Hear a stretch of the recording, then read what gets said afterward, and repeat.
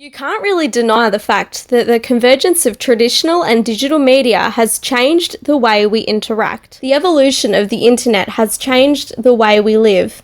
In fact, you might have already logged onto your social media today, or might be checking it right now, or perhaps intend to after watching this video. Today, I will be exploring the question, what potentialities and limitations does online media offer activists attempting to drive social change?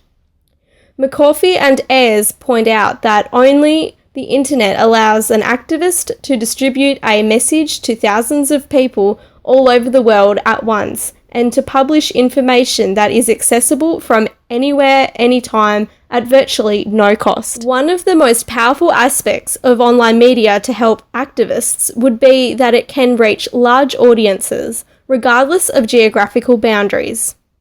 Activists are able to publish their views, upload content, and engage with other activists in the online sphere almost instantly. And because online media is inexpensive to create and use, online media can help activists raise awareness effectively online. Information can be published in real time and passed on from user to user immediately. Hinton and LeJorth argue social media impacts on the way in which we think, experience, and practice online media. The combination of online media and social networking platforms provides a rich opportunity for activists to enhance their messages using both text and visual aids to help further their cause, creating more impact and an interactive experience than the text alone. Social networking platforms allow activists to engage in conversations, showing their support by pressing a like icon, and an opportunity for activists to share the information into their own newsfeed. Now, let's look at the Global Frackdown case study written by Hopke, which examines the role Twitter played during the Global Frackdown movement. On the day of action, the 19th of October, activists flocked to Twitter to be heard both individually and stand together as an online community. Hopke argues Global Frackdown tweeters' Twitter usage enhances the globalness of the day of action. This means that individuals who were not informed earlier can quickly gain an understanding of the movement or issue, and could possibly attract new activists to join the movement. Fracking activists, also known as fracktivists, use this platform to communicate their opinions, ideas, images, and videos with the online world.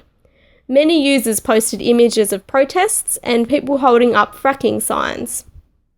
The hashtag feature helps activists to find other activists and content online, serving as an online search engine.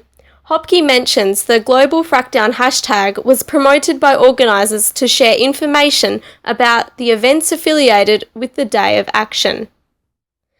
Now that we've looked at a couple of potentialities online media offer activists, I'll now look at possibly one of the biggest limitations that activists face when attempting to drive social change through online media. As mentioned in a World Economic Forum article written last year, over 4 billion people still don't have access to the internet. The digital divide is a worldwide problem, and it's not something that can be fixed overnight. While the majority of the world is online, there are people who have either limited or no access to the internet at all. According to Andreasson, the digital divide is a term used to describe the gap between individuals and have the access, skills, and abilities to use ICT devices in order to gain the complete benefits of the information society and those who don't. This gap in our society means that people who have limited access to the online platforms and media are unable to participate and drive social change with other activists online. The gap in our society means that people may not be educated on topics, or may have opinions but don't know how to fully construct them, or don't have access to the internet to share their views and participate in online discussion.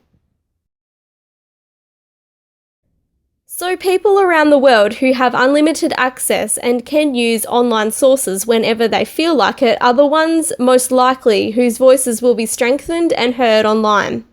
This divide in society means that activists can't reach everyone, and still over 4 billion people don't have the opportunity to be heard online or join an activist group.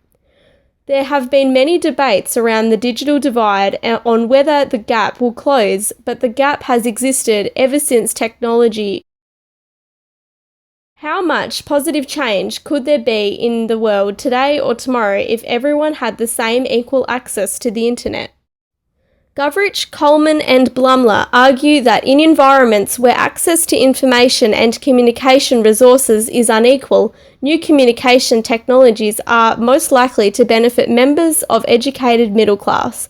In such contexts, the increased importance of the online environment would strengthen the voices of the privileged and leave citizens with limited resources, skills and confidence reliant upon a narrow range of mass media sources for shallow information. I don't need to provide an example of the developing countries which still don't have access.